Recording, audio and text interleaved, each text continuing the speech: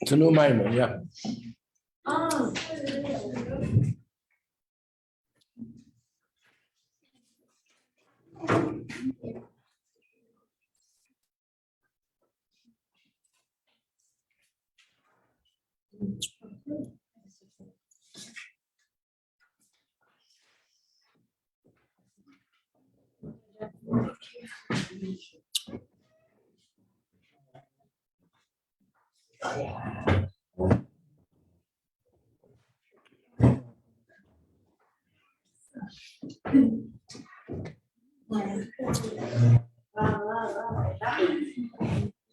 Okay, so I hope tomorrow we'll be able to have full copies for everybody. So you got two sheets. One was the mimer, and one was a sheet. The mimer is based on a pasuk in Tanakh, and we actually read it as a haftorah, Parshas Vayera. And it's one of the most incredible stories in Tanakh about the Navi Elisha. Elisha was the prime student of Eliyahu Navi. And when Eliyahu Navi went up to Shemayim, he went up alive. He appointed Elisha as his successor. And it says Elisha was Pishnayim Baruchai, which means in the spirit of prophecy, he had twice as much as Eliyahu Navi. So this is a story of a woman, who the woman herself was a tzaddikus. She wasn't an ordinary woman. And this woman, she lived in a house which was on the way where he used to travel. And when he came, he would stop off in her house. The reason why we're emphasizing the woman, she had a husband, but she was the one who was the great tzaddikus. And this is the story where, first of all, she said, he's always coming by. Let's arrange that he should have comfortable accommodations. So we'll take the attic and we'll make it into an apartment. So whenever he comes, he has his own private apartment. And then later, he came there, he benefited from the apartment, he asked if she needs a bracha, he gave her a bracha to have a child, and later that child got sick and the child died. And the story is how she ran to the Navi, and he came back, and he brought the child back to life. So this is one of the stories in Tanakh, where not only do we see that a Navi performs miracles in general, but he actually performed a miracle of Tchias HaMesim, bringing back somebody who died, bringing them back to life. So she said, let's make him an apartment. On top of the page, it's underlined. You'll see it says these words, Nasana, let's make Aliyas Kirktana. Let's make a small place in the attic, and we'll put in the attic 4 pieces of furniture: a table, a bed, a chair, and a menorah. A menorah means in those days they had no light like we have today, electricity. So the menorah means something that would be able to put candles in there and there would be light. The Maimis from the Frierdiker Rebbe. As many times, whatever we learn, we see a lot of Ashgacha Pratis in this particular class. So the Maimon is Parshas Tetzaveh. If you look on top of the page, the Maimon was said Parshas Tetzaveh in the year Tofrei Tzadik Aleph, which is 1931, in a city called Rakshik. And the point of the Maimon is to explain what are these four things: the table, the chair, the menorah, and the bed. What is it in terms of a person's apartment, the ruchnis? So Baruch Hashem, this is a Maimon that they reprint with vowels. It's easy to follow. We don't have this in English yet. I'm sure after you finish, one of you, I'm going to offer your services to translate the whole Maimon in English. And from that point on, we'll always have it in English. But you have to, with a Seder, you can't all rush into it, one at a time, whoever's willing to contribute that service. Baruch atah Adonai Eloheinu melech haolam v'sha'akol nivra. Okay, let's start.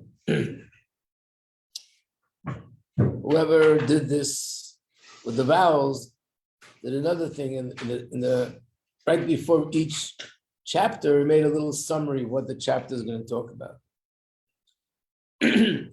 Let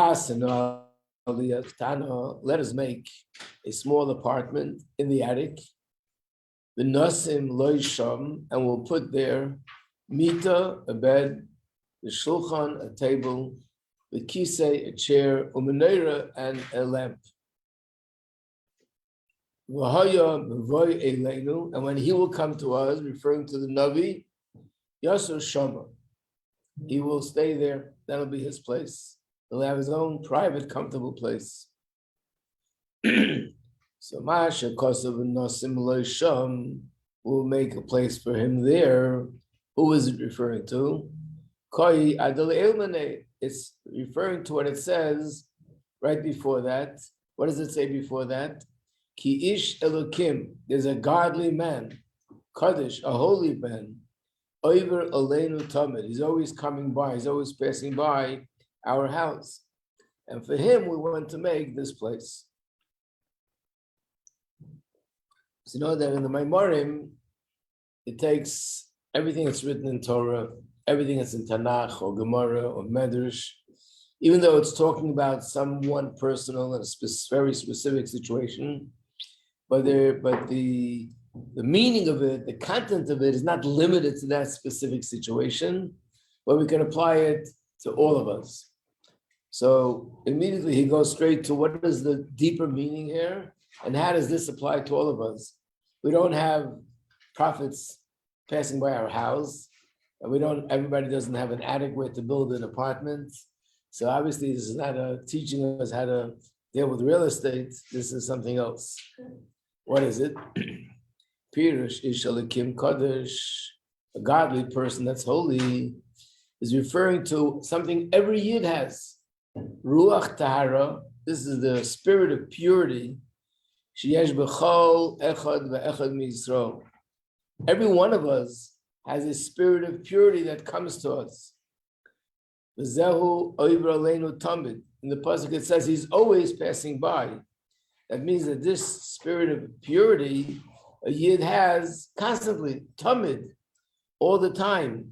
Yesh hashpa mamayla b'ruach tahara.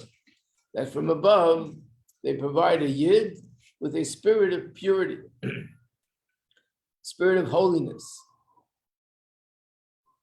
Of course, the difference is that a Navi is someone that he revealed it, and he feels it, and he experiences it in a very conscious way.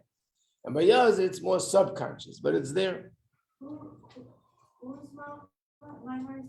The Frierdiker Rebbe, 1931.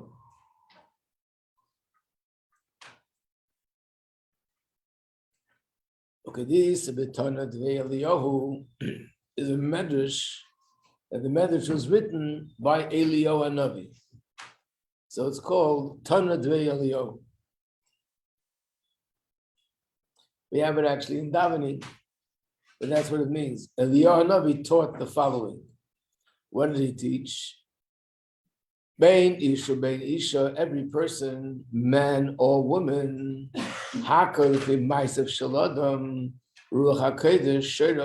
Every person, according to their actions, can have a spirit of holiness rest upon them.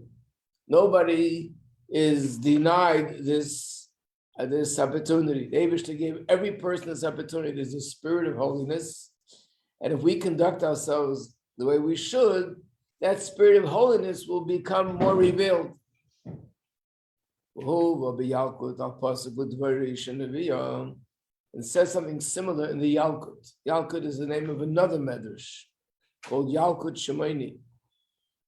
There's a pasuk. We know one of the prophetess was a woman by the name of Dvorah Isha Neviah.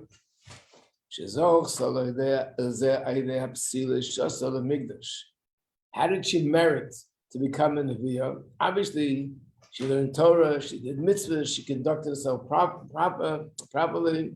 But there must have been something specific that she did, and in that merit, she got something which is more than the ordinary person. She became a prophetess, which means that the spirit of prophecy, which is the spirit of godliness, rested upon her. What was it? In the Beis Hamikdash, there was a menorah, and the menorah had oil and also had wicks. So she was one of the people that used to prepare the wicks for the Beis Hamikdash. And she did it with excitement and love and inspiration. And because of that, she was zeicha that she should become a prophetess. The menorah Hamikdash, what is the menorah in the Beis Hamikdash? Also not so simple. In a house, you have a menorah, a lamp, so there should be light. Without a lamp, it would be dark, and I wouldn't be able to get around. What about the Beis Hamikdash? So the Gemara says, true, in every apartment you need a lamp. But the Eibishter needs a lamp in his house. The Eibishter doesn't need any lamp. So the Gemara says, not the light of the menorah is to light up the Eibishter's house, but the opposite, the reverse.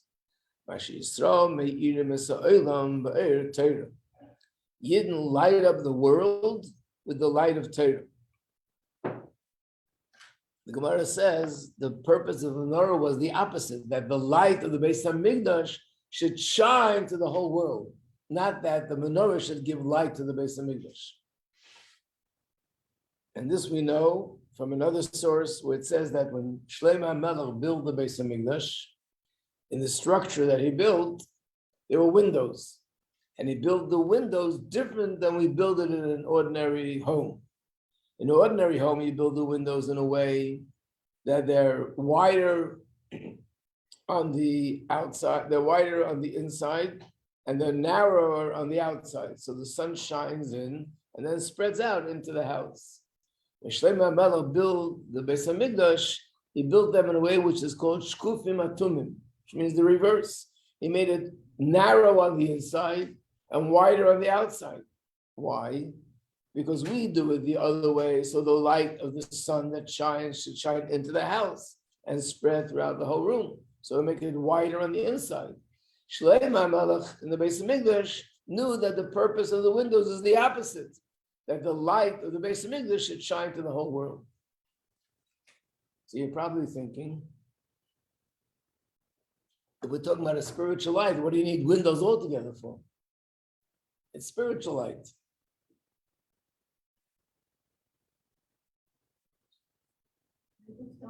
What? Right. If it's light of Torah and the light of Hashem, then you don't need a window altogether. It doesn't go through the window. And the night of the Seder, how does the Eliyahu Navi come into the house? We open the door. He needs a door. He's not a physical person. It's like the angels come in on Friday night. They need a door. But apparently, what we understand from this is that the things we do physically is a keli, is a vessel, that the same should be happening spiritually. So just like a window or a door in the physical sense is what allows people to go in and out, or what allows light to go in and out, especially if the window is in this form and this shape, So that creates a similar condition spiritually, and that allows the light of the Beis Hamikdash to go from inside to the rest of the world. And this is the answer to a lot of things. Guess what? In the Beis Hamikdash, there was a door that went to the most inner chamber of the Beis Hamikdash. There are a few doors. It says one door, nobody ever went through there, because that's the door that Hashem goes through. Hashem also needs a door. And how does he fit through a door? He's very big.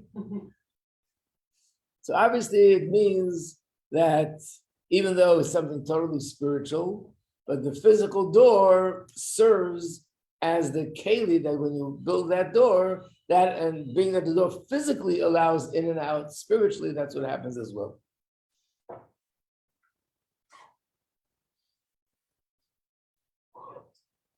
So Tveras of Chassidus Rabbi Majeski, which means she was instrumental in contributing to the menorah, which gave light not only to the Beis Hamikdash, but gave light to the whole world.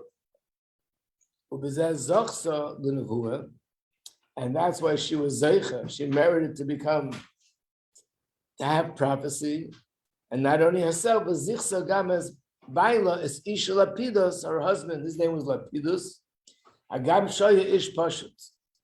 The Gemara says that Lapidus was actually a simple Jew. She was a prophetess, and he was a simple Jew. The Gemara bases it on the fact that we saw that he didn't know certain halachas. But because she was who she was, he merited through her to also have the schus to see a malach and things like that, to see spirituality. Zehu Ish Elokim. Now to go a little bit deeper into the word, the way they describe Elisha is Ish Elokim, a godly man. Literally, what does it mean when we say a godly man? It's a contradiction. God is not a man is not a God. What does it mean? A godly man. So with Pashtus, it means a man that godliness is revealed in this person. We find this in the Chumash, in reference to Moshe Rabbeinu. We find this in Tillim, Tfilah LaMoshe Ish Elokim, godly man. That's what it means. But here he's giving a little bit of a deeper explanation. And that is, Ish Meirel is Gabras Hamidus. It's brought down that there are 4 names that are used to describe a man. Sometimes it's Adam, sometimes it's Enish, sometimes it's Geber, and sometimes it's Ish. And the 4 names aren't just random, but each one expresses something specific. So Adam is the highest level, and that represents a man who is intellectual. Ish represents Midos, a man with a Midos. And the other 2 names represent other aspects of a person. So Ish is connected to Midos. And bring different psukim, we find that Ish is associated with Midos. Like it says in reference to Hashem, Hashem Ish Mulchama. Hashem is a person of war, which is Midas. But it means not just Midas, but strong, aggressive Midas. Ish Meirel is Gabras HaMidas. So what does Ish Elokim mean? Elokim is B'gematria Hateva. We know that Elokim, the numerical value of the word Elokim is 86. And the numerical value of the word Hateva, the nature, meaning the laws of nature, is also 86. So Ish Elokim means there was Brech Teva. Nature is something very strong. What does it mean is very strong? Nature is a system that the way we look at it, the system is the system. You can't budge it, you can't move it. If someone has a certain condition, this is what happens. If you drop a glass, it's going to break. If you burn a fire, if you create a fire and you put something in, it's going to get burned. This is nature. You can't imagine that things should be different, and it's something which is consistent. And therefore, it needs, in order for a person to recognize that this nature, which seems to be such a strong, solid, powerful, consistent system, is really nothing but a tool in Hashem's hands. So even though we see it happening day in, day out, the sun rises and the sun goes down every single day, and it's been doing that for thousands of years, to be able to break through that facade and recognize that this is really Hashem, it takes a godly person to be able to do that. The reason why I use the term to break and to be strong is because nature is very strong. And that's why so many people, unfortunately, believe in nature as if nature is really in charge. And we have to work on ourselves and do a lot of thinking and meditating and learning to recognize that it's different. So Ishalakim means there was brech teva, person who can break through that facade. Kodeshu, he becomes Kodesh, means Mugdal. He is above the rest. And Oiver Aleinu Tomid. And this ability and this spirit, every person has it. And therefore, we have to make an apartment for him. And we have to put furniture there. What does that mean? Nasana aliyas kirktana. The ruach hatara yiribis yashvus. We need that this spirit of purity should be settled in the person, and it should become something which is part of him. And it should be shining its light in all his inyanim, all the things that he does, binyan elam, and the worldly things. The last two lines, what does it mean that he needs a place to settle?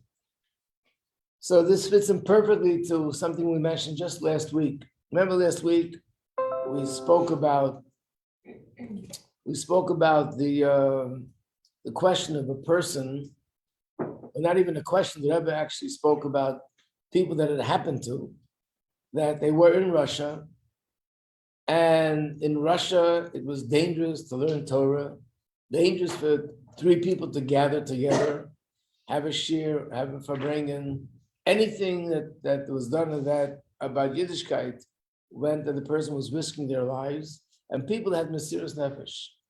And a lot of them had Mesiras Nefesh where they actually ended up getting arrested, getting sent to Siberia, spending years there, being beaten in a way that it stayed with them for the rest of their lives.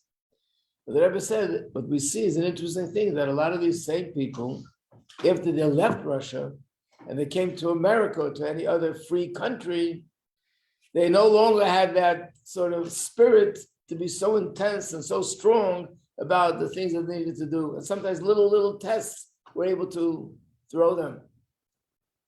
How's that possible? Here they were ready to have Mesiras Nefesh, and now when they come in a free country and it's easier, you should do even more than you did before. And the answer was because Mesiras Nefesh, when a person is being threatened, something deep inside comes up to the surface, the essence of the neshama, and the essence of the neshama is something which is very powerful, and it fights with all its might. But when the danger is over and there's nothing threatening anymore, the essence of the neshama sort of goes back to where it came from, and then am I good old self?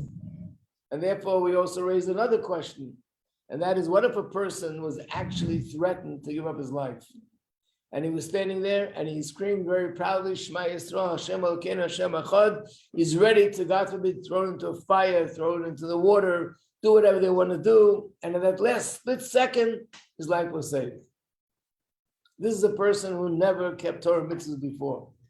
Does that mean that after this incident, he comes back, he thanks Hashem, that from now on, he's going to keep all the Torah and all the mitzvahs? Not necessarily so. And the reason is, this is the word hisyashvus. Now, what happened here was he was overcome with a very powerful spiritual inspiration. It's very powerful, but it doesn't become part of him. He remains who he is. It's almost like a person who's carried by a wind. A wind picks you up, lifts you, and you're flying through the air because the wind is carrying you, but once the wind is over, you can't do that anymore.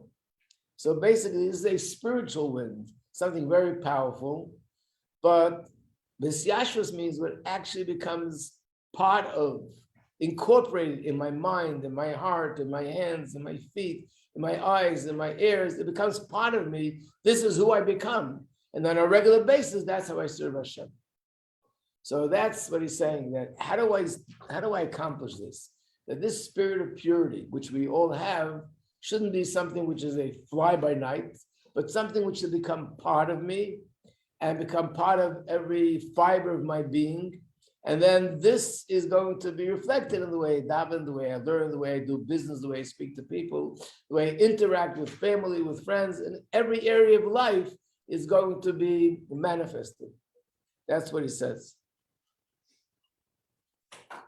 Let's make kirktana the ruach hatar, that this spirit of purity it'll be settled. Settled means it'll be incorporated in me.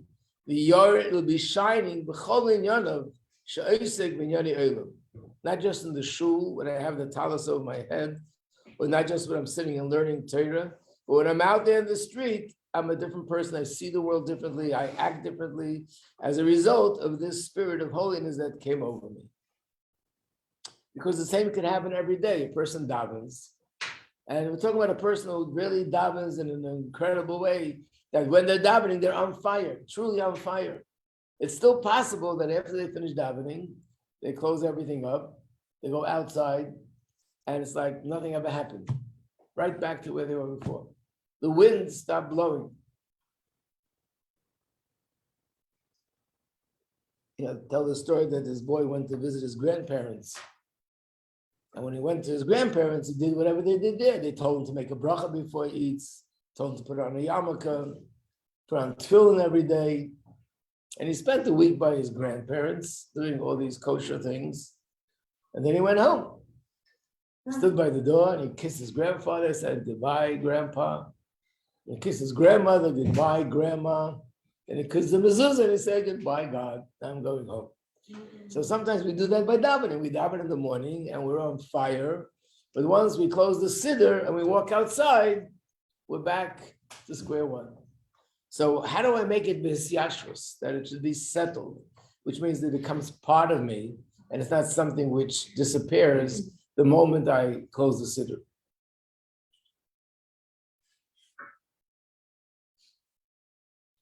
So the answer is, you need a chair, you need a bed, you need a menorah, and and you need a table.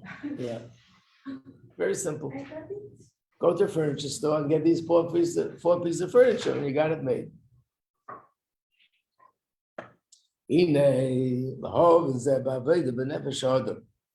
Let's understand, what does this mean in Avodah? How do we make this happen? You thought it's so simple. Just go to the furniture store and buy something.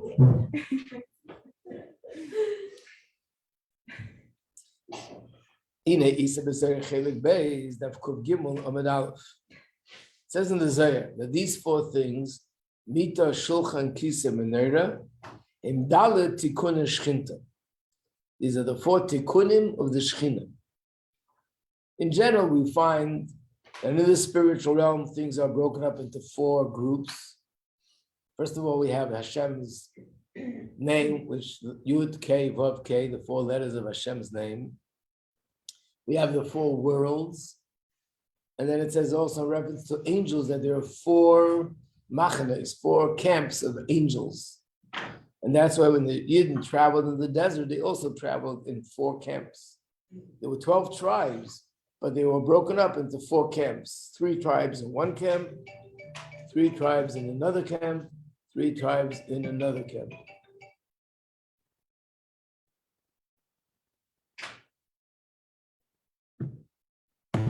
So the angels, in fact, also called Dalet Tikkun Shchinta. But the Zohar says that these four things, they correspond to these Dalet Tikkun Shchinta. Amur, Mikol, Amur, who, then there's Arich, which means he elaborates on it, how the table, the chair, and the menorah, and the bed are the four Tikkun Shchinta. But after looking at everything he says, Hamura Mikol Amur, what's the conclusion of everything that he says?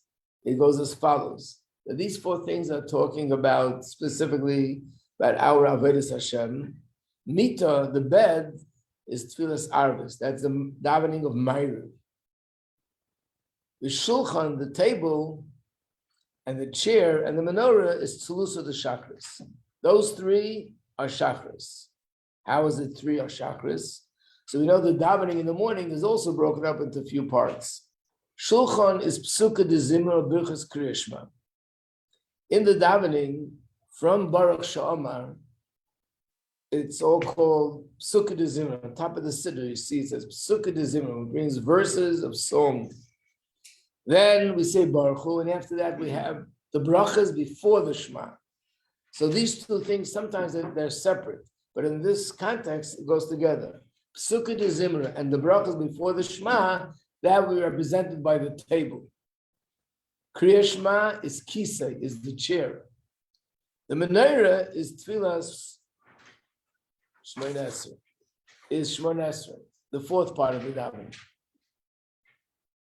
So this raises a question. There's a pasuk where it says,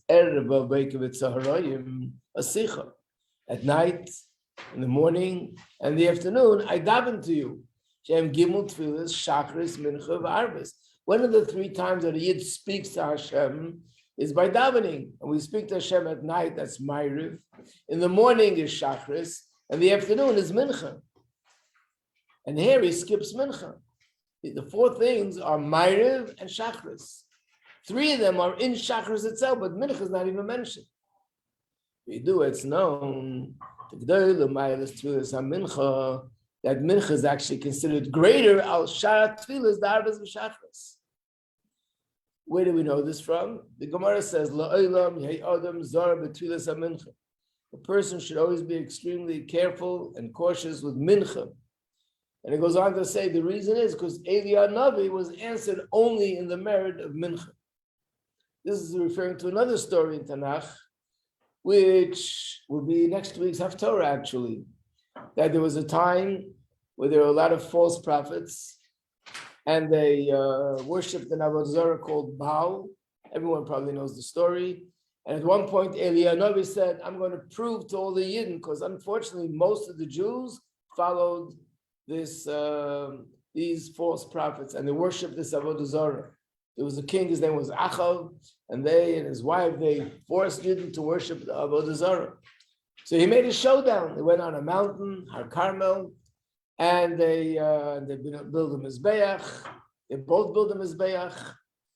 And the story was that they built a Mizbeach, and he said, whoever's going to have a miraculous fire descend on the Mizbeach, you know that their God is the one that's true, or these prophets are the one that are true. So they built a Mizbeach without a fire, and he made a Mizbeach without a fire. And the miracle was that their Mizbeach, nothing happened. His Mizbeach, there was a fire miraculously, and all the Yidden recognized Hashem, and they shouted Hashem Hu Elokim. But before he did this, it said he davened to Hashem. The Gemara says, what did he daven? He davened Mincha. He was answered in the schus of Mincha. Why is Mincha greater than Shachris and Ma'ariv? So the answer is, the way it's explained in other Maimarim, and even here a little bit later, is that Shachris means I didn't start my day yet. I didn't get involved yet in worldly things, personal things. I just got up, getting ready.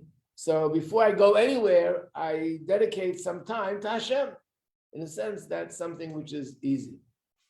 Ma'ariv is the opposite, other end of the spectrum. My day is over. I left my job. I left my work. I'm ready. I'm coming home. I'm going to sleep. At the end of the day, being that I no longer have to deal with all these worldly, personal things, now I can daven and dedicate myself to Hashem. Mincha is the most difficult. Because when you daven Mincha, it's in the middle of your workday. You have to tear yourself away from work, concentrate on the davening, and then go back to work. And therefore, when a person succeeds in davening Mincha properly, has much greater merit than Shachris and Ma'ariv. So Mincha is such a great thing. Why isn't it counted here like everything else? It's not part of the four. The answer is Achia Nesena, as this in itself is the answer. Because Mincha is so amazing and it's greater than the other tefillas. Therefore, these four tikkunim, which is Mita, Shulchan, Kisem, and Neira, just the opposite. Mincha is like the epitome. That's the highest level. That's reaching the top. And davening Ma'ariv at night, and davening Shachris in the morning. So the table, the chair, the menorah, and the bed, it's all a preparation that through this I can get to mincha. So mincha is not part of the four. Mincha is the goal, and these four are in some ways a means to an end. They're preparing us for the mincha.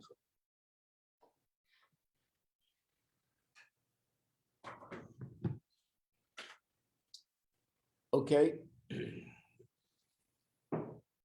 So we need to understand Maui and Tfilas and Mincha B'chlal. So what is the Mincha? What I just told you now, B'kitzer, he's going to explain it more. And just like there's Mincha literally, there's also Mincha in a more figurative way. There's a Mincha of a person's life, as I'll explain. In life, there's Shachris of my life, there's Ma'ariv of my life, and there's Mincha of my life. And also talk about the differences. When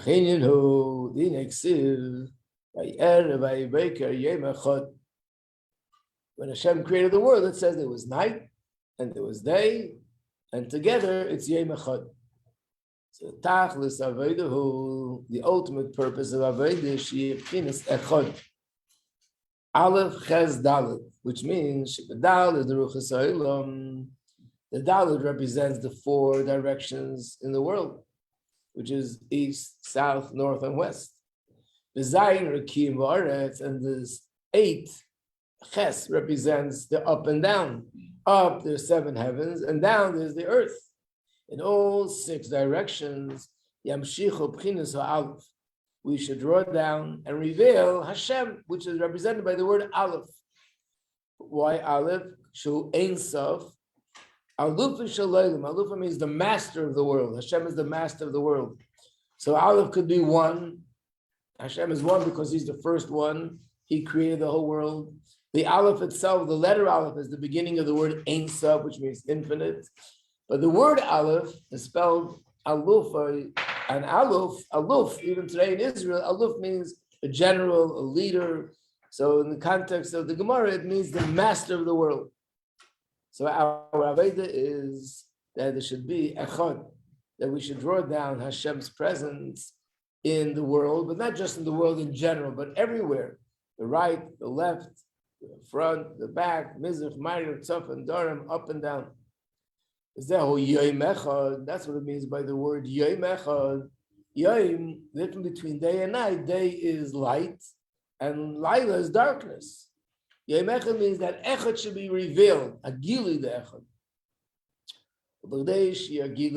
In order for Echad to be revealed, by the Erev Aveiker, there has to be the night and the day. It has to be the evening and the morning. Which means in order for the light to be shining in the morning, by the Agdamas, so we know that in Torah, our day begins with the night before. So everything starts with the night. The baby is born after nightfall, at night, on yesterday's day. That would be, their birthday would be not Hey, but Vot, because the night begins. The day and the calendar begins with the night. And that's based on this pasuk, Erev Aveiker. So everything starts with the first the night and the day, which means if I want my day, the morning, to be a day that's bright and has light, is by doing the Aveda the night before. That's where it has to begin. Which means, what? So now, this hour, after Shachris is only right before the highest level? We mean Mincha. Yeah. Yeah. I mean, Shachris is also, but what he's saying is that the Ma'ariv and the Shachris is all an introduction that I should be able to do the Mincha. That's the biggest Aveda, the hardest Aveda, and most important Aveda. So I would think that when does Avodah begin? With the morning, Shachris, that's when it all begins. I wake up in the morning, by the Anin, the Shachris. No, the real beginning is the night before. First of all, the night means davening Ma'ariv. And especially the Shema. So davening Ma'ariv doesn't necessarily apply to women. Women aren't obligated to daven Ma'ariv. and definitely not obligated more than once a day. But Ma'ariv includes not just Ma'ariv, but also includes reading the Shema before going to bed. And that's something that everyone does, Shema before going to bed. But here he's talking about what's the Avodah of Ma'ariv and what's the Avodah of the Shema specifically.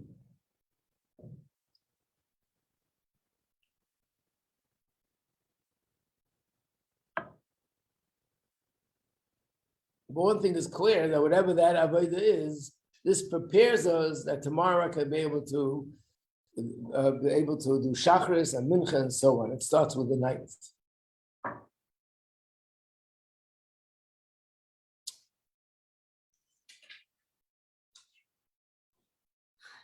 So what's that Avodah? We'll do that tomorrow, Mitzvah Hashem. Well, we can go back to the first page, just at the top of the page, where he gives a summary of this ois. Let's go over briefly. He explains the word Ishalakim, that he's misgaber, he's able to overcome the midas, which are natural midas, overcome the way he sees the world in a natural way, and also our natural midas, which aren't always the way they should be, to be able to discipline myself. And then there's the mita, the bed, Ma'ariv, the table, Sukkot Zimra, Kisei, Kishma Meneira. All this is a preparation for Mincha, and the Avodah is first the night and then the day, and you reveal Echad in the world. Okay. No. Yeah. Good.